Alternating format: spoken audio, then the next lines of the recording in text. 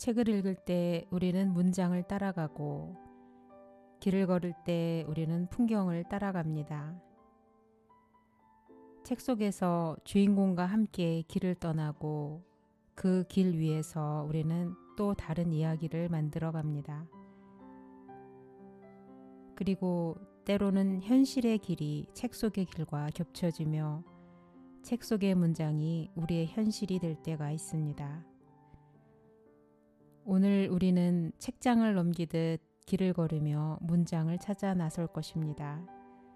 그리고 그 끝에서 우리는 어떤 이야기를 만나게 될까요? 안녕하세요. 고니의 길이 있는 풍경을 진행하는 고니 안철입니다. 네, 우리가 알고 있는 삼국지는 과연 얼마나 사실에 가까울까요? 소설과 드라마, 게임을 통해 익숙한 이야기지만 그 배경이 된 실제 장소를 직접 걷고 보면 또 다른 역사의 층이 보입니다.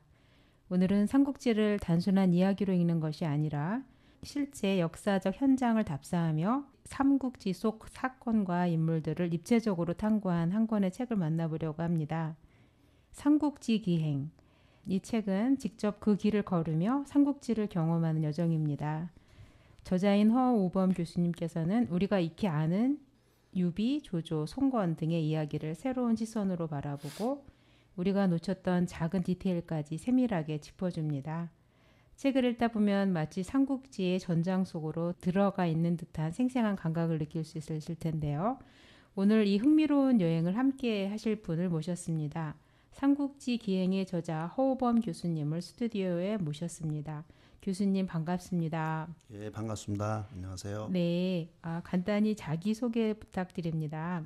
예, 안녕하십니까. 저는 방금 소개받은 삼국지 기행의 저자 허우범입니다. 현재 저는 인하대학교 융합고고학과 교수로 있고요. 삼국지 기행으로 좀 더 유명해졌지만 제 전공은 역사 전공이고요. 그다음에 실크로드하고 삼국지를 같이 중심 주제로 잡아서 우리가 조금 더 새롭게 파악해야 될 부분들을 대국민적 홍보 차원에서 저서에 집필하는 데 집중하고 있습니다. 네, 알겠습니다. 네, 오늘은 이제 삼국지 기행에 대해서 이야기를 나누실 텐데요. 이 책을 쓰게 된 계기는 무엇인가요? 네, 삼국지 하면은 뭐 모르시는 분들이 없고 어렸을 때부터 많이 접해서 읽었을 텐데요. 저도 네. 마찬가지로 이제 어렸을 때부터 삼국지 책을 좋아해서 많이 읽게 됐는데 읽으면 읽을수록 조금 더 알고 싶은 그러한 충동이 생기게 마련이죠. 근데 우리나라가 이제 동양 삼국 중에 가장 삼국지를 좋아하는 나라라고 생각이 되는데 네. 그래서 삼국지 책도 엄청나게 많이 나와 있습니다. 네. 지금도 아마 한 달이 멀다 하고 수십 종의 삼국지 관련 책이 나오고 있는 걸로 알고 있는데요. 네. 그러한 책들이 전반적으로 종류는 많지만 그러한 분야로 나눠보면은 크게 몇 부류의 분야로 한정이 되는데 이 책들도 전부 다 삼국지 소설과 삼국지 역사를 응용한 응용서적입니다. 그래서 본래의 삼국지, 역사 삼국지든 소설 삼국지든 이거에 대한 분석이나 비평은 그리 많지가 않고 네. 전부 자기 개발이나 리더십이나 처세술이나 이런 쪽으로 이제 풀이한 책들이 많다 보니까 네. 저 같은 입장에서는 소설에서 의미하는 바가 뭘까? 그리고 역사와는 어떤 차이가 있을까? 이런 것들이 궁금해지고 네. 그다음에 삼국지 마니아라면 필생의 꿈이죠. 네. 전장에 가고 싶어하는 꿈. 네. 근데 전장에 대한 이야기들이 궁금한데 없는 것이죠. 그러니까 결과적으로 목마른 자가 우물을 판다고. 아무도 안 하니까 내가 한번 가봐야 되겠구나.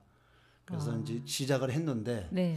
시작을 하다 보니까 주변에서 당신밖에 할 사람이 없네. 네. 이렇게 돼가지고 결과적으로는 제가 이 책을 내게 됐습니다. 와, 정말 어쩌면 다들 궁금해하는 그런 지점을 잘 간파하시고 쓰신 거네요. 예. 네. 그러면 이게 기존의 삼국지 해석과 다른 점은 무엇인가요? 기존에 우리가 알고 있는 삼국지 내용은 네. 전반적으로 소설의 내용을 많이 착안해서 소설의 내용이 곧 역사다 이렇게 알고 있습니다. 네. 그래서 일반적으로 우리가 삼국지를 얘기할 때 칠실삼어다 이런 얘기를 하는데요. 그러니까 10개의 이야기 중에 7개는 역사적 사실이고 네. 3개는 이제 허구다 이렇게 얘기를 하는데 결과적으로는 7실삼어라 하더라도 네. 소설은 소설인 것이죠. 아, 네. 그런데 그 소설이 마치 역사적 사실로 둔갑하는 경우가 굉장히 많고 네. 또 우리가 소설만 접하다 보니까 소설에 있는 내용이 곧 역사적 사실로만 이해를 하고 중국인들도 그렇게 이해를 하고 있기 때문에 네. 삼국지를 잘 이해하지 못하면 중국인들과의 대화라든가 아니면 어떤 중국의 현장에 가서 그 삼국지 유적을 바라볼 때에도 네.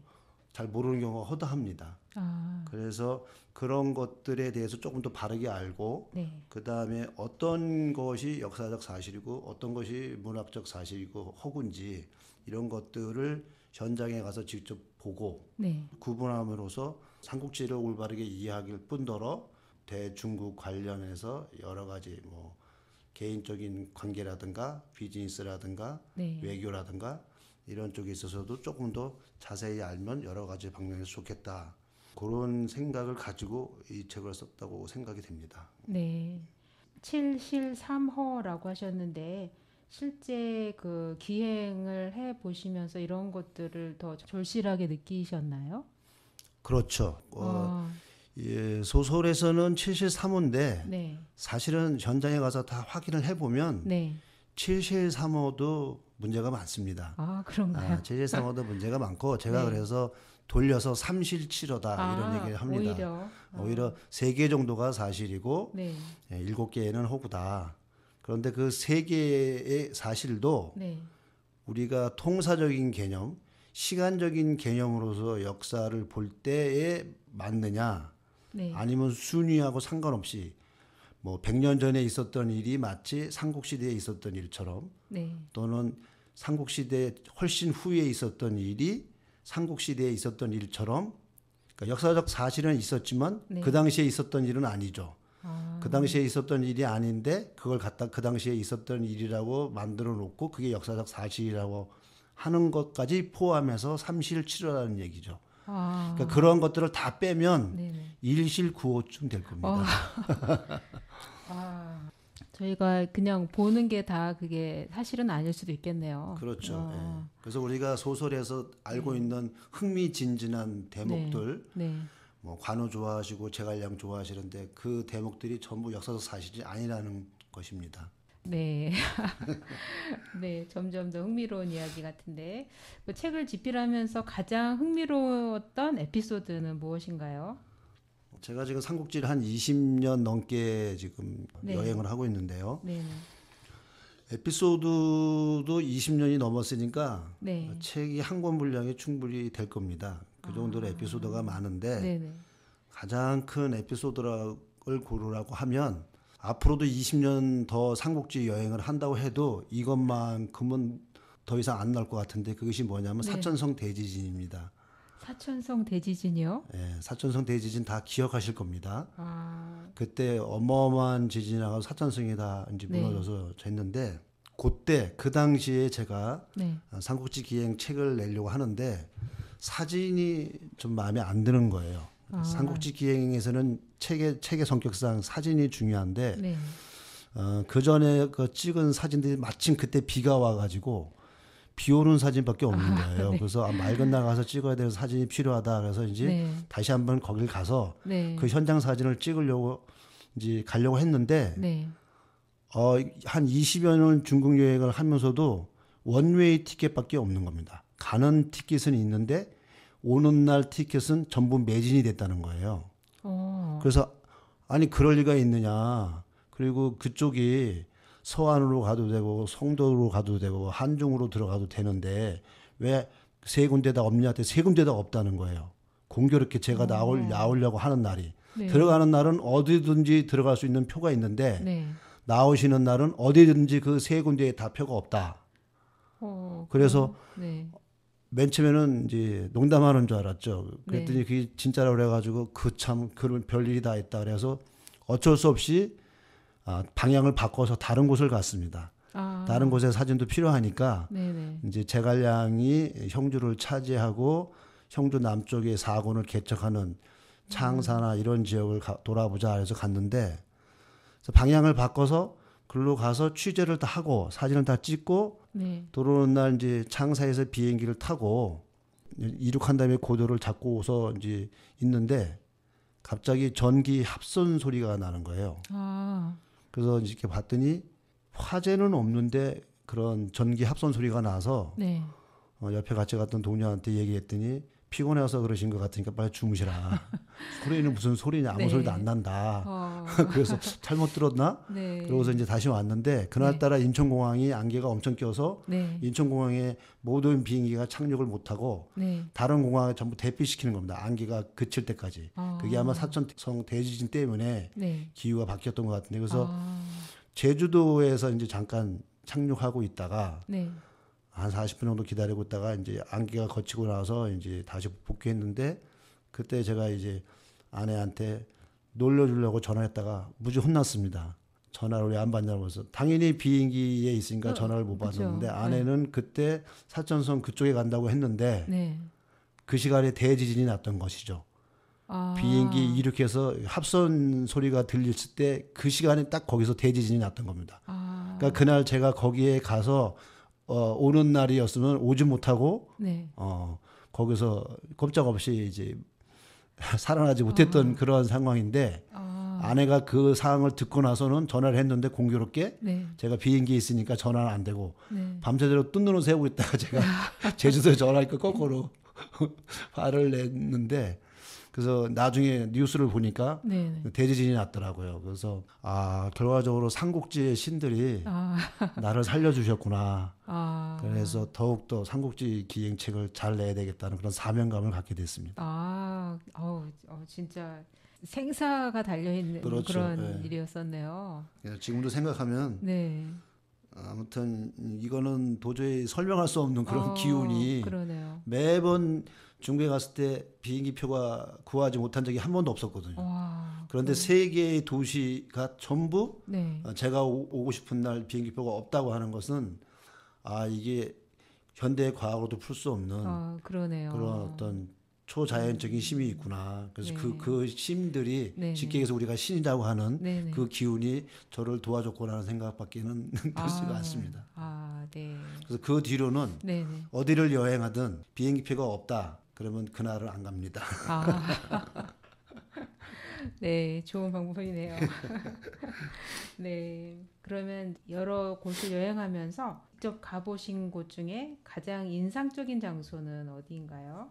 처음에 이제 제가 90년대부터 네. 삼국지를 여행을 했으니까 네. 그때부터 사실은 우리나라뿐만 아니라 이 삼국지 기행 책은 제가 저자이지만 네. 중국과 일본에도 책이 없습니다. 아, 삼국지 전 지역을 돌아보고 네. 이렇게 삼국지 기행이라고 낸 책은 유일하게 삼국지에 저밖에 없습니다. 그래서 어떤 저 스스로도 자부심을 느끼고 대단하시네요. 있지만 네, 네. 초창기 그렇다면 이 90년대는 거의 삼국지를 찾아가려면 네. 그만큼 이제 발품이라든가 노력을 기울여야 되는 것이죠. 네. 그 당시에 뭐 아는 사람도 없고 알지도 못하고 관심도 없고 뭘 한국에서는 뭐 빨로 여기로 왔나 네. 뭐 볼 일이 있다고 왔나 이런 정도였는데 네. 그런 데에서 마치 사막에서 뭐 바늘을 찾듯이 하나씩 찾아가는 재미가 있었고 그것이 결과적으로 저한테는 다 인상 깊은데 그 중에서도 고르라고 하면 네.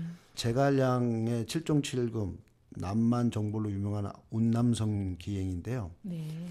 우리가 그 제갈량의 7종7금이 뭐 그거는 역사적인 사실이 아니다라고는 하지만 네.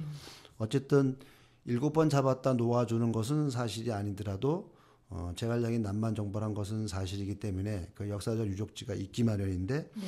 그것에 대해서 중국도 그렇고 일본도 그렇고 우리나라도 그렇고 어디에서 이루어졌는지를 모르는 것이죠. 그래서 그거를 가서 제갈량이 맹액을 사로잡은 곳이라는 비석이 청나라 때 세워져 있었다. 네. 근데 어디에 있는지를 모르는 거죠. 그래서 대리에만 있었다고 해서 대리실을 다 뒤져서 찾아냈던 것이 가장 기억에 남고 그 다음에 그거를 필두로 해서 그렇다면 맹회하고 회맹한 장소는 어딜까? 네. 그래서 맹회하고 회맹한 장소가 지금의 곤명에서 곡정가는 바로 옆에 조그만 현급시라고 숭명이라고 있습니다. 네. 그 곤명에서 1시간 정도 거리인데 거기에서 그 건물과 건물 초마 밑에 아무도 신경 안 쓰는 그런 위치에 있었습니다. 그 맹은가 제갈량이 회맹했다는 명나라 때 세워진 회맹비가 있었는데 네. 그거를 제가 이제 최초로 발견을 해서 중국인들한테도 알려주고 네. 한국에 와서도 이제 제가 언론을 통해서 보도를 하고 그렇게 했던 것이 가장 기억에 남습니다. 그래서 최근에 지난 2월 달에 한번 현장을 또 안내하기 위해서 갔더니 네. 중국에서도 거기를 다 이렇게 철거를 하고 건물들을 철거하고 거기에 제갈량 사당하고 그 회맹비를 제대로 복원해 놨더라고요. 그래서 아주 흐뭇했습니다. 와, 이 책을 일본어나 중국어로도 번역을 하셔도 되겠네요. 초창기에 그런 얘기들이 좀 있었습니다. 네. 특히 일본에서 먼저 관심을 가지고 네네. 일본에서 하자는 얘기가 있었는데 그건 이제 제가 번역할 문제가 아니고 출판사하고의 계약할 문제여서 그 당시에는 조금 뭐 그러다가 말고 최근에 이제 중국에서 네. 제가 이제 두 권으로 중국판을 냈을 때는 중국 쪽에서 지금 관심을 많이 갖고 있는데 네. 책을 읽어보신 분들은 아시겠지만 그 일반적인 삼국지가 느끼고 있는 그런 것보다는 제가 네. 약간 보다 더 사실적이고 인간적으로 쓴 부분들이 많아서 그런 부분들을 어떻게 중국 쪽에서 소화해 줄지 그런 것들이 약간 좀 걱정이 되긴 합니다. 그러긴 하네요. 네. 네. 어떻게 보면 관심사는 또 다를 수 있으니까요. 그렇죠. 예. 그러면 이제 이 책을 읽으면서 독자들이 어떤 내용에 공감할 것 같으신가요? 이거는 뭐 저의 경우하고 똑같을 것 같아요. 네. 삼국지 마니아라면 필생의 꿈이 네. 평생의 꿈이 삼국지 현장을 한번 가보는 것입니다. 삼국지 현장을 가보는 것인데 네. 그 몇몇 그 관심 있는 분들은 중국에 뭐 개인적으로 여행을 가거나 패키지 여행을 갈 때 네. 삼국지 유적이 중국 전체에 있기 때문에 네. 중요한 유적이 한두 군데는 볼 수가 있습니다. 뭐 적벽이라든가 장판파라든가 형주라든가 이렇게 네. 성도라든가 이런데 가면은 여행 상품으로 한 군데씩은 갈 수가 있죠. 근데 이제 그런 것들은 그냥 패키지 상품 중에 있는 한 곳이고 한두 곳이고 네네. 삼국지 마니아들 입장에서는 삼국지만 관련된 현장을 가고 싶어 하거든요. 네네. 그래서 그 꿈을 네. 저만 혼자 누린다기보다는 네. 저와 같은 생각하고 있는 사람이 엄청나게 많을 테니 제 책을 통해서 대리만족을 좀 하실 수 있을 것이다라는 생각을 하고 있고요. 네. 또 그렇기 때문에 제 책이 그분들한테 공감을 주고 필독서가 되는 것 같습니다.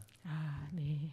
삼국지에서 이제 여러 그 인물들이 나오고 또 군주들이 나오잖아요. 네. 유비, 조조, 성권 이런 여러 인물들 중에 가장 강력한 군주는 누구라고 생각하시나요?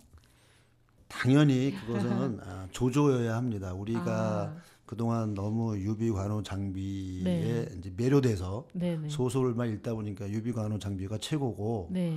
조조는 아주 악당 중에 악당, 악인으로만 알고 있는데 네. 역사는 사실은 조조가 제일 훌륭한 영웅이라고 해 있습니다. 그래서 조조가 제일 뛰어난 군주라고 봐야 하고 역사적인 사실로 보면 중원천하를 통일을 하진 못했지만 네.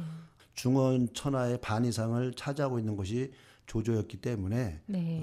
역사 사가들은 조조를 정통으로 보고 영웅이라고 봅니다. 그런데 이게 이제 역사적으로 좀 따져보면 송나라 때 네. 송나라가 이제 거란과 여진, 요나라하고 금나라한테 이제 수도인 개봉, 지금 카이퐁이라고 하죠. 개봉이 함락되고 항저로 이제 천도를 하면서 네. 그 장강 이북 땅을 다 뺏기고 나니까 이 오랑캐한테 영토를 뺏긴 그 울분을 참을 수가 없는 것이죠. 그러니까 정신적인 승리를 이루고 또 어떤 전 백성들의 단합과 통일을 이루어서 잃어버린 고토를 회복하기 위해서는 촉한의 유비가 필요했던 겁니다. 그래서 남송 시대로 가면 촉한의 유비관우 장비가 정통으로 떠오릅니다. 그래서 소설은 그런 차원에서 이데올로기 차원에서 이제 유비관우 장비가 주인공이 됐고 네.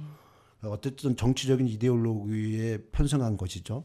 네. 그런데 역사적인 사실은 조조가 정통으로 봐야 되는 것입니다. 그래서 그만큼 조조가 뛰어난 영웅이고 군주고 사실은 조조를 역사 사관들은 뭐라고 평가했냐면 천년에 한 번 나올까 말까한 영웅이다라고 표시를 했습니다. 기록을 했는데 네. 그걸 일명 초세지걸 그렇게 얘기했는데 네. 한 시대가 아니라 네.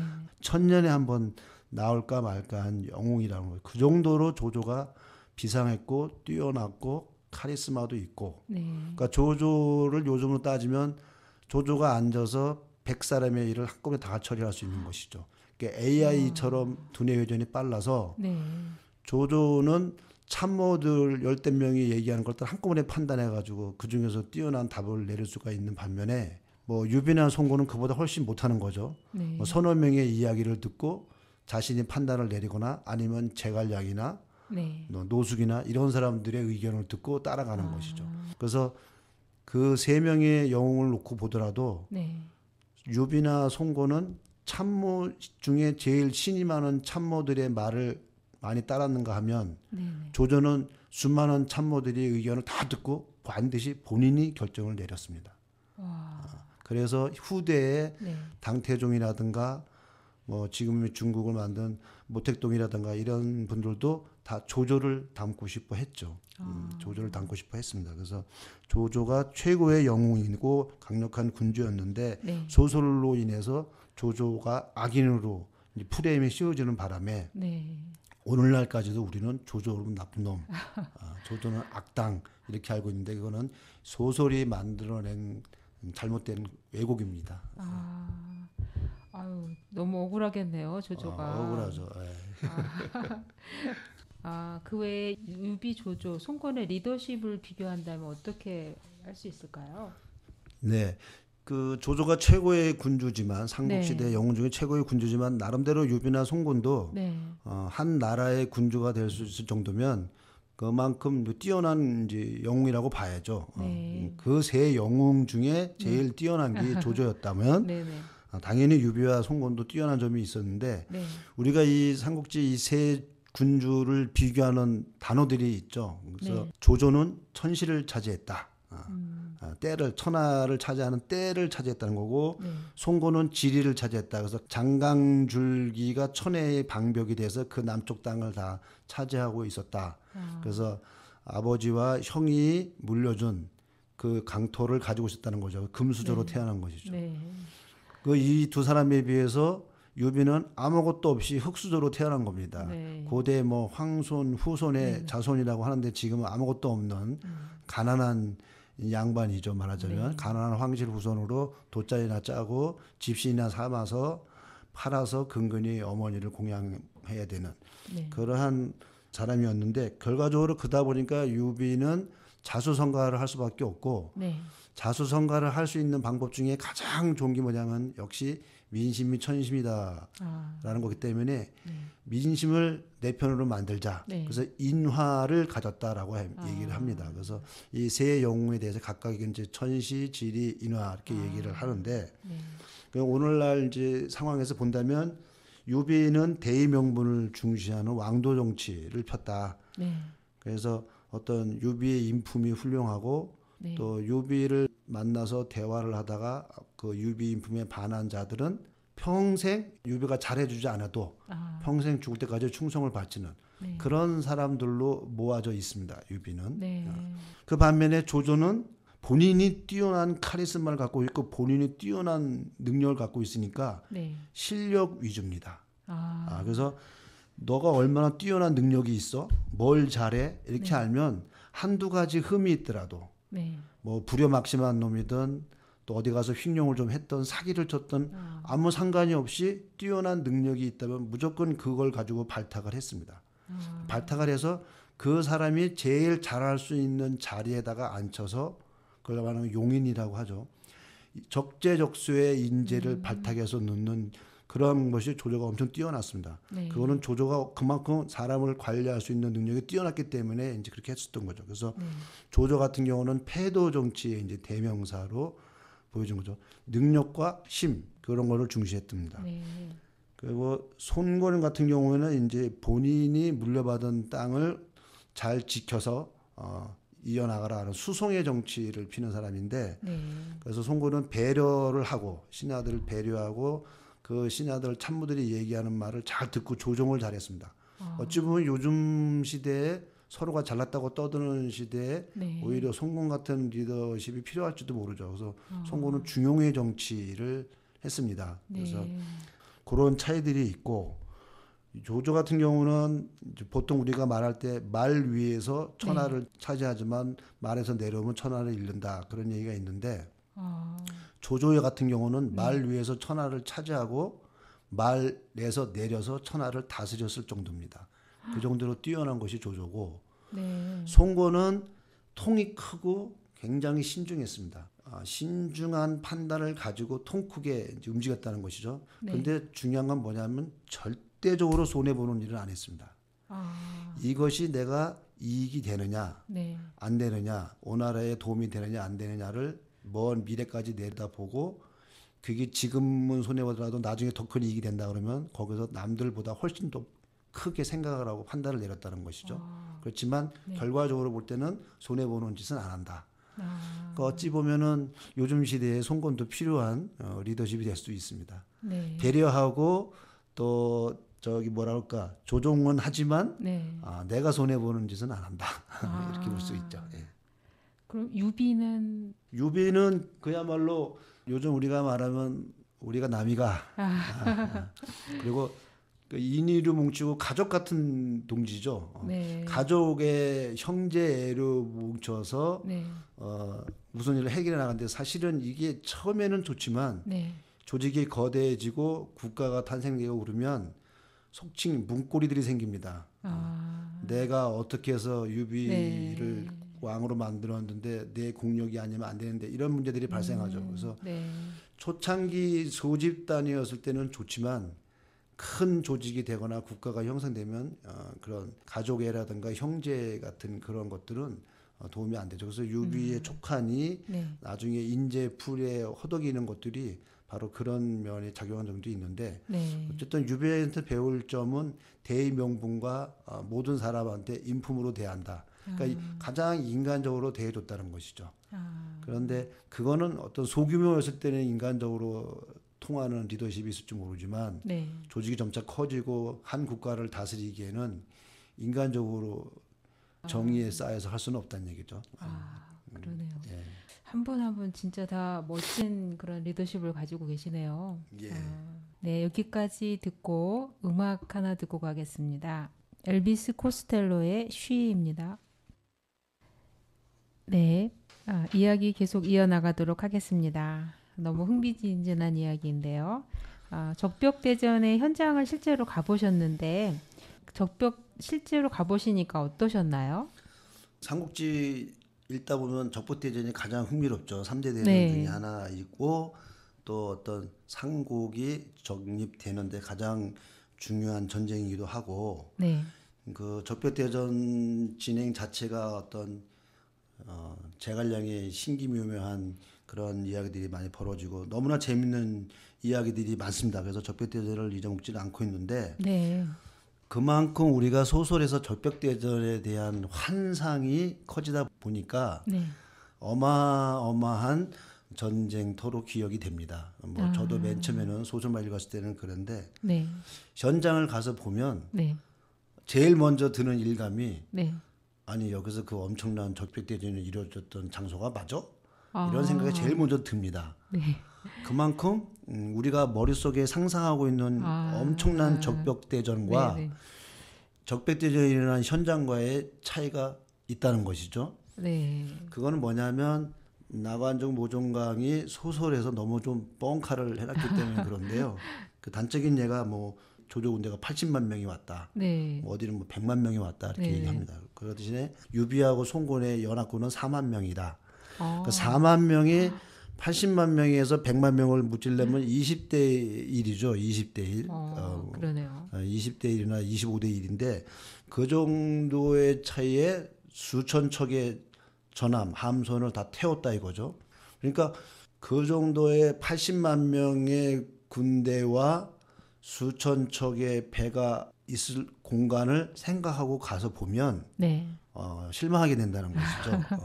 강과 강 사이에 네. 두 손유 연맹군과 네. 조조의 군이 대치하고 있어야 되는데 너무 그럴 만한 위치가 아니라는 것이죠. 네. 그래서 그런 거에 대해서는 조금 이제 좀 허탈 뭐 이런 생각이 있는데 네. 그건 너무 우리가 이제 소설 속 상상에 배어 있다는 것이고 사실은 역사적인 것으로 보면 조조 군대는 아무리 많아야 20만 명 정도라고 봅니다. 역사가들은 네. 20만 명 정도고 혼공과 유비의 군대는 4만 명. 네. 그 다음에 그 배가 화공에 의해서 주위에 화공으로 해서 불이 나니까 네. 조조의 군대는 이미 그 당시에 싸울 기력이 없었습니다. 왜냐하면은 이 너무 강행군을 하고 북쪽에 있는 병사들이 남쪽으로 오니까 풍토병이 걸리는데 그게 말하면 요즘으로 말하면 이질설사 같은 네. 그런 물을 잘못 먹어서 설사병에 걸려 있는데 그런 상황에서 기운도 없는 데다가 화공을 해서 이제 함선이 불에 타니까 조조가 승산이 없다고 판단하고 후퇴 명령을 내립니다. 후퇴 명령을 내리는데 그냥 후퇴를 하다 보면은 가져온 전함을 다 잃어버리게 되죠. 네. 그래서 거꾸로 조조도 나머지 함선에다가 불을 놓으라고 합니다. 아. 그래가지고 맨 처음에 네. 주위의 공격으로 배에 불이 붙자 배를 가지고 갈 수가 없다는 판단하에 남아있는 배도 다 불을 지르라. 아. 그러니까 우리가 가져가지 못할 배엔 적들에게 줄 수도 없다는 것이죠. 아. 그래서 결과적으로 다 불을 지르고 네. 후퇴를 하는데 기록에는 한 5천 명 정도의 사상자가 발생했다라고 합니다. 그러니까 80만 명이 다 죽은 게 아니고 아. 5천 명 정도의 사상자가 발생했다. 네. 그 나머지는 다 후퇴를 한 거죠. 네. 근데 그거를 이제 소설에서는 거의 다 죽은 것처럼 어마어마하게 네. 이제 얘기했는데 그렇다면 우리가 알아야 될 게 조조가 80만의 대군을 적백에서 잃었으면 그 뒤로 벌어지는 모든 전쟁은 이루어질 수가 없는 것이죠. 그렇게 되나요? 그런데도 불구하고 멀쩡하게 잘 하고 있거든요. 아마 거기에 적백에서 80만 대군을 다 조조의 군대가 잃었으면 네. 유비하고 송곤이 다 쳐들어가서 네. 거기서 허창까지 얼마 멀지도 않은데 아. 다 쳐들어가서 조조를 멸망시켰겠죠. 이제 그런 얘기들은 안 나오지 않습니까? 네. 그래서 이제 그런 것들 때문에 네. 우리가 조금 이제 현장에 가서 좀 더 대비해서 볼 필요가 있다 이렇게 생각이 듭니다. 네. 그리고 책에서 강조하신 삼국지 속 인간적인 이야기 중에 가장 감동적인 순간은 무엇인가요? 우리가 지금 읽고 있는 책은 네. 나관중이 원작인 삼국지라고 알고 있습니다. 네네. 삼국지를 쓴 사람은 나관중이죠. 네. 나관중인데 우리가 지금 읽고 있는 삼국지는 나관중본이 아니라 네. 나관중이 쓴 삼국지를 청나라 때 모종강이 다시 고친 겁니다. 아. 그래서 모종강 본 삼국지를 우리는 지금 나관중 본 삼국지로 읽고 있는 건데 네. 나관중의 삼국지가 있습니다만 우리나라에서는 하나도 번역이 안 돼 있습니다. 모종강의 삼국지를 전부 번역해서 놓고서 그걸 나관중이 원작이다라고 더 씌워서 이제 말하자면 출판을 하고 있는데 네. 이것이 무슨 차이가 있냐 하면 네. 넓게 보면 큰 차이는 없지만 네. 그래도 나관중본에는 조조의 장점이라든가 조조가 잘한 것에 대해서는 조금씩 써놨어요. 아, 네. 그런데 그걸 청나라 때 모종강은 아예 조조는 악인, 조조는 나쁜 놈 간신 이렇게 해야 되기 때문에 네. 조조에 대해서 좋은 얘기는 눈꼽만큼도 실을 수가 없어서 다 빼버렸습니다. 그래서 우리가 지금 읽고 있는 것에는 조조가 잘했다는 부분이 하나도 안 나오는데 네. 대표적인 얘기로 가장 인상적인 부분은 네. 소설의 내용에 있습니다만 관우를 조조가 부하로 삼으려고 했죠. 네네. 그래서 극진히 대해줬지만 결과적으로 관우가 그 조조의 그 예우를 다 마다하고 두 형수님을 모시고 유비한테 가는 그런 장면이 네네. 있는데 네. 그래서 뭐 오관 참자든가 뭐 천리독주라든가 이렇게 표시를 합니다만 그때 조조가 보내주는 장면 그럼에도 불구하고 부하들이 다 죽이라고 하지만 조조가 보내주는 장면이 가장 감동적인 부분이라고 보고 네. 나관중 본에는 그렇게 하는 조조의 행동에 대해서 굉장히 영웅다운 행동이다라고 표시해 줍니다. 기록도 네. 해주고 조조를 찬양하는 시도 있어요. 근데 지금 본에서는 싹 빠져 있죠. 그렇군요. 그렇군요. 그래서 조조가 관우를 보내줄 때 보내주고 나서 참모들한테 한 유명한 말이 있습니다. 그대들도 관운장을 닮아서 만세의 이름을 빛내도록 하라. 이렇게 조조가 얘기를 했습니다. 그러니까 관우를 죽이라고만 하지 말고 네. 너희들도 유비의 충성을 다하는 모든 그 본인의 어떤 명예라든가 자리라든가 이런 그런 것도 다 마다하지 않고 오직 죽은 유비를 향해 가는 저 마음을 너희들도 닮고 배워서 네. 만대의 이름을 드높이도록 하라라고 하는 이 조조의 문구가 제가 볼 때는 인상적이라고 생각이 됩니다. 가장 훌륭하고 영웅이 뭔지, 그러네요. 영웅 조조의 진면목이 뭔지를 보여줄 수 있는 문장이고 네. 또 그와 반대로 네. 호골이 어떤 사람이 호골인지를 보여줄 수 있는 장면도 바로 관우의 이 행동에서 나오지 않을까. 그래서 제가 영웅과 호골이 네. 이런 정도의 차이가 있어야 영웅과 호골이라고 하지 않겠느냐. 영웅과 호골이 이 정도가 되면 네. 서로가 통한다. 아. 그런 생각도 해봅니다. 그러네요.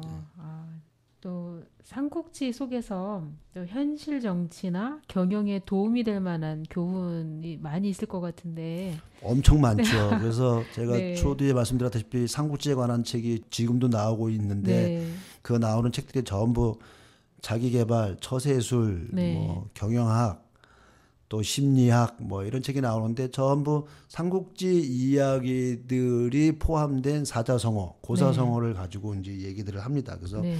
그런 것들을 가지고 이제 이야기를 풀어나가고 뭐 하다못해 사회 문제라든가 정치적인 문제 네. 또는 뭐 이따금씩 하다가 1년에 한 번씩 올해는 무슨 해였다. 그걸 평가하는 그런 날에도 쓰지 않습니까? 네네. 그건 뭐냐 하면은 결과적으로 삼국지가 우리가 좋아하는 이유도 네. 시대를 불문하고 다양한 인간 군상들이 벌리는 그러한 이야기들이 전부 삼국지에 포함되어 있다고 보기 때문이죠. 그러니까 1800년 전이나 네네. 지금이나 네. 앞으로나 네. 인간 사회에서 벌어지는 일은 거기에 다 포함되어 있고 거기에서 다 배울 수 있다는 얘기죠. 네. 충성, 의리, 네. 배신, 불효, 불충 이런 것들이 다 삼국지 안에 포함되어 있다는 겁니다. 그래서 그러한 것들을 통해서 현재나 미래도 판단할 수 있기 때문에 네. 그런 면에 있어서 우리들이 많이 교훈을 삼지 않나. 그래서 앞으로도 지금도 그렇고 앞으로도 계속해서 그런 류의 책들이 나오지 않을까 이렇게 생각이 됩니다. 이 삼국지 굉장히 매력적인 책이네요. 그렇죠. 예. 네. 근데 이런 삼국으로 있었을 때가 이때밖에 없진 않지 않았잖아요. 그렇죠. 그런데 제일 그 격동의 시대죠. 제일 격동의 시대고 수많은 영웅 호골들이 있었는데 딱 3명의 영웅으로 모아지고 그 또 세 영웅이 각축을 벌이는 이게 좁게 잡으면 70년이요, 넓게 잡으면 100년입니다. 네. 그러니까 이 100년 동안에 벌어진 일이 5,000년에 벌어진 일보다도 더 흥미진진한 것이죠. 그래서 우리나라도 삼국시대가 있었고 네. 또 후삼국시대도 있었지만 네. 그만한 재미있는 소설이 못 나오고 있는 것이죠. 네, 그렇군요. 예.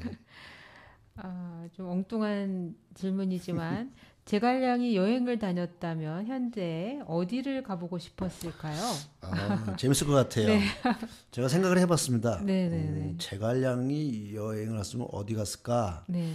요즘하고 똑같을 것 같아요. 우리가 여행 가면 주로 자연 경관을 보러 가지 않습니까? 네네네. 자연 경관을 보러 가는데 제갈량도 아마 모르긴 몰라도 장각이나 계림 네. 이런 천하 비경을 보러 갔을 것 같습니다. 제가 이렇게 생각하는 이유는 뭐냐면 네네. 보통의 뛰어난 참모들은 네. 각각의 어떤 출사관이 있습니다. 정치관, 네. 본인이 태어나서 죽을 때까지 뭐랄까 세계관도 있는데 가치관이 있는데 제갈량의 삶의 가치관은 유비를 도와서 천하 통일을 하는 거였습니다. 네. 한항시를 부흥시키고 천하 통일을 하는 것이 꿈이었고 그걸 이루기 위해서 천하 삼분지계를 가지고 죽을 때까지 했죠. 네. 그러면 제갈량은 결과적으로 천하 삼분계략을 달성하지 못하고 네. 죽었습니다. 그러니까 천하 통일을 못했죠. 네. 천하 통일을 했으면 제갈량의 그 다음 순번은 똑같습니다. 뭐가 똑같냐? 제가 볼 때는 장량하고 똑같을 거라고 봐요. 그러니까 한고조 유방을 도와서 천하를 통일시키고 떠난 사람, 네. 유일하게 살아남은 사람이 장량입니다. 우리가 흔히 얘기하는 장자방이라고 하는 나의 자방이다 했을 때 말하는, 다른 사람들은 다 결과적으로 이제 죽었지만 토사구팽당해서 죽었지만 제갈량도 네. 그 삼고초려에서 유비가 나를 도와주지 할 때 저는 공부하고 농사 짓는 서생이다. 네. 그냥 그렇게 살겠다라고 얘기를 합니다. 그래도 저 백성들을 어떻게 그냥 두고 볼 수 있냐. 그러니까 그렇다면 당신을 도와서 한왕실을 부흥하고 천하통일을 하는 걸 도와주겠다라고 네. 얘기하고 출사했는데, 지금의 우리가 알고 있는 제갈량의 이미지와 제갈량의 충성심과 제갈량의 사상으로 본다면, 네. 그렇게 해서 뜻을 이뤘다면 거기에서 자기가 정치를 계속하는 것이 아니라 네. 거기서 장량처럼 어떤 그런 관직이라든가 이런 걸 정치에서 떠나서 천하 산수 풍경을 음미하면서 살지 않았을까, 그런 생각을 하다 보니까 네. 요즘 제일 잘 나가는 장가계나 네. 이런 계림을 갔을 것 같은 느낌이 듭니다. 네. 그러면 삼국지를 바탕으로 한 현대의 여러 가지 작품들이 많이 있잖아요. 예. 네. 추천할 만한 작품이 있나요?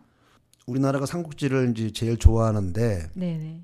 이 원작이 중국이다 보니까 우리나라에서 이 삼국지에 대한 드라마라든가 네. 영화는 잘 안 만듭니다. 없고 오히려 중국이 이제 이런 것들을 대작으로 많이 만들죠. 네. 그래서 조금 추천할 만한 것이라면 게임이라든가 이런 건 우리나라가 많지만 네네. 드라마나 영화는 아무래도 중국에서 훨씬 많이 나오는데, 네네. 우리가 이제 이 바쁜 시대에 언제 10권의 삼국지를 읽느냐. 네. 그래서 보통 뭐 저도 예전에 그랬습니다만 장편 소설을 읽어야 네. 되느냐, 아니면 그 내용을 파악하기 위해서 영화로 그냥 한 편 떼우느냐, 네. 뭐 이런 생각들을 많이 하고 있지만 그것도 필요는 합니다. 네. 10권을 읽느니 드라마를 한 편 보자든가 그렇게 하는데, 그럴 경우에 제일 좋은 것은 네. 중국 CCTV에서 삼국지를 찍었는데 95부작짜리가 있습니다. 네. 그게 소설 삼국지를 그대로 찍은 겁니다. 소설 삼국지 내용을 그대로 드라마로 찍었기 때문에 가장 정통이죠. 그러니까 소설 삼국지 10권을 읽기 싫다. 네. 그러면은 CCTV에서 나온 95부작 95부작? 삼국지를 쫙 보시면 네. 삼국지 10권 읽은 거랑 마찬가지입니다. 그리고 그거는 이제 이땀씩 가다가 그 케이블 TV 이런 데서 추석 연휴, 네. 뭐 구정 연휴 이럴 때 일주일에 몰아서 한 번씩 돌려줄 때도 있습니다. 그런가요? 하루에 8편씩, 9편씩 돌려주는 거죠. 네. 그렇게 보는 경우도 있고요. 네. 최근에 이제 몇 년 전에는 네. 중국의 시대가 바뀌기 때문에 네. 예전의 악당인 조조와 사마이가 이제 지금 시대에서는 현실적으로 훨씬 더 중요하게 부각이 되기 때문에 네. 그거의 조조와 사마이를 다시 봅니다. 다시 보다 보니까 사마이를 다시 보는 드라마가 나왔는데 네. 사마이가 주인공입니다. 그래서 사마이를 주인공으로 하는 드라마도 있는데 네. 그게 2부작인데 1부가 미완의 책사, 네. 2부가 이제 최후의 승자. 그래가지고 전체가 한 86부작 정도 됩니다. 중국은 한 번 찍으면 대작을 찍습니다. 그러네요. 근데 재미는 있습니다. 드라마에 폭 빠지게끔. 그래서 네. 그런 드라마도 있고, 네. 삼국지 전체 내용으로 아는 거는 CCTV에 95부작이 좋고, 영화는 이제 네. 그 전체 줄거리를 다 찍기에는 네. 비용이 상당하니까 우리가 소설에서 가장 재미있는 부분이라든가 네. 좋아하는 인물 위주로 해가지고 이제 스토리를 전개해 나가는 것이 있는데, 네. 누구나 좋아하는 적백대전 네. 영화도 있습니다. 적백대전 1, 2에 두 편의 적백대전 시리즈가 있고, 네. 그 다음에 이제 뭐 관우, 그 다음에 조자룡, 네. 조조 이런 사람들이 주인공으로 다룬 영화들이 있습니다. 제갈량을 다룬 영화가 없네요 할지 모르지만 이 네 편의 영화에 제갈량은 다 포함이 되어 있기 때문에 제갈량만 특별히 찍지는 않습니다. 네. 그래서 이런 것들을 보시면 조금 더 책을 읽는 재미를 또 느끼지 않을까 이렇게 생각이 듭니다. 네. 그리고 또 삼국지를 이렇게 계속적으로 연구하시면서 개인적으로 변화한 점이 있으신가요? 그렇죠. 변화할 수밖에 없다고 보는데요. 네. 아까도 말씀드렸다시피 이제 삼국지 속에는 인간 사회의 변화무쌍한 이제 관계들이 나오잖아요. 뭐 네네. 예를 들어서 뭐 적과의 동침도 필요하고 네. 또는 뭐 신의도 지키지만 배반도 해야 되고 네. 그러니까 신의와 배신이 상시적으로 일어나는 시대. 네. 그리고 뭐 오늘의 적이 내일의 동지요 뭐 그런 말도 있지 않습니까? 네네. 이 시대야말로 그것이 너무나 다반사로 일어나는 시대였죠. 네. 그래서 그러한 것들이 우리 시대에 또 일어나고 있다. 네. 그러니까 그러한 것들을 소설을 통해서 미리 이제 좀 이해를 하고 배울 수 있었다라는 점이고 네네. 그렇게 하다 보니까 소설만 보는 게 아니라 역사도 보게 되고 네. 우리가 흔히 역사가 뭐 하는 거냐 옛날 이야기인데 뭘 역사가 중요하냐 근데 사실은 역사만큼 중요한 것이 없습니다. 이 삼국지 소설 삼국지도 결과적으로 역사를 바탕으로 해서 나와 있는 이야기지 않습니까? 네. 그러니까 역사를 본다는 것은 역사가 과거의 이야기지만 과거의 이야기 속에서 벌어졌던 인간사들을 다 보고 네. 그거에 대한 통찰력을 현재와 미래에다가 투영할 수 있다. 그런 점에 있어서는 삼국지가 굉장히 저한테 많은 도움을 줬고 그런 면에 있어서 세계 질서라든가 사회 질서 네네. 그런 것들을 볼 수 있는 통찰력을 키워줬다고 생각이 합니다. 아, 네. 그럼 이제 앞으로 삼국지 관련해서 더 연구하고 싶은 주제, 이거는 비밀일까요? 많죠. 제가 네. 삼국지 책이 그렇게 많이 나왔음에도 불구하고 네네. 이러한 삼국지 책이 나와 있으면 좋겠다라고 네. 생각을 하고 나서부터 지금까지 정리를 한 것이 네. 한 40여 권 됩니다. 그러니까 그렇게도 많이 40여 나왔는데 권. 그렇게 많이 나와서 없을 것 같은데도 불구하고 하다 보니까 네. 이러이러한 책들이 필요하네라고 하는 것이 한 40여 종 돼요. 와. 그러니까 다 못 쓰겠죠. 다 못 써서 그 중에서 줄여서 네. 이제 5부작을 네. 제가 한번 쓰겠다고 생각하고 있는데 네. 처음 나온 것이 이제 삼국지 기행이고 네네. 소설과 역사 현장을 보는 것이고 그다음에 소설 삼국지 10권을 도대체 무슨 내용을 담고 있고 거기가 어떻게 변천이 되어 있는가. 네. 삼국지가 1800년의 역사를 가지고 있다면 소설 삼국지도 1800년의 역사가 있는 것이죠. 그러니까 소설도 히스토리가 있는데 네. 지금 우리가 알고 있는 히스토리는 현대판이고 네. 초창기 때에서부터 지금까지 소설도 어떻게 변화했는지 궁금하거든요. 그런 것들을 잘 정리해 놓아서 두 권으로 요즘 네. 현대인에 딱 맞게 해놓은 것이 이제 술술 삼국지인데 제가 이 책을 내니까 학부형께서 네. 우리 아들을 주려고 샀다는 거죠. 술술 삼국지라고 해서 네. 가서 봤더니 자기가 읽어야 되겠다 그런 얘기를 했는데 네. 그렇게 해서 하고 나머지가 이제 제가 생각하고 있는 인문학이 중요하다고 많이들 얘기하고 있는데 네. 인문학에 가장 배울 점이 많은 책이 삼국지거든요. 그래서 네. 삼국지 인문학 대학에서 먼저 강의도 하고 있습니다만 네. 삼국지 인문학 책이 이제 곧 나올 예정이고요. 네. 그 다음에 이제 뭐 여러 사람이 삼국지를 수도 없이 평가를 했습니다. 네. 평가를 했는데 이 소설을 가지고 마치 역사처럼 평가하다 보니까 사회의 저명 인사들이 잘못 판단하고 평가한 것들이 백성들한테 그대로 전이가 되는 것이죠. 뭐 대표적인 얘기가 조조가 72개의 가짜 무덤을 만들었다. 네. 이 사회 저명 인사가 얘기를 하니까 다 그렇게 믿는데 사실은 그건 그런 일이 있어 적이 없었거든요. 그러니까 결과적으로 조조가 악인이다라는 것에 한 번 더 표를 던진 셈이 되는데 이제 그러한 것들을 좀 다 파헤치고 네네. 삼국지가 본래 어떤 이야기와 어떤 사건을 가지고 있는가라고 하는 걸 평이하게 쓰는 평설 삼국지를 하나 좀 쓸까 합니다. 그러니까 제 나름대로의 평을 하는 것이죠. 네. 1800년 역사를 한번 제가 평을 해보려고 합니다. 와. 그리고 마지막으로 쓴다면 네. 이제 이 소설 삼국지의 기반이 된 역사 삼국지, 네네. 역사 삼국지를 우리 시각에서 한 번 더 잘 정리를 해볼 필요가 있다. 그래서 역사 삼국지까지 해서 쓰면 5부작 정도 나오지 않을까 이렇게 생각이 됩니다. 네, 진짜 삼국지에 대해서 아주 무궁무진한 그런 뭐 이야기를 만들어내실 수 있으실 것 같은데요. 예. 네, 네, 지금까지 삼국지에 대해서 여러 가지 이야기를 함께 나눠보았습니다. 교수님 너무 감사합니다.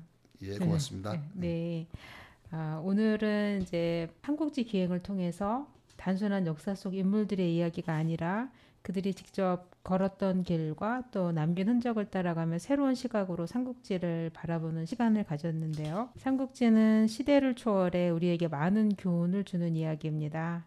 그리고 오늘 허우범 교수님과 함께 나눈 대화가 여러분의 삼국지를 읽는 방식에도 작은 변화를 주지 않을까 생각이 듭니다. 역사는 과거에 머무르지 않습니다. 우리가 어떻게 바라보고 해석하느냐에 따라서 그것은 오늘날을 살아가는 우리의 나침반이 될 수도 있다고 생각합니다.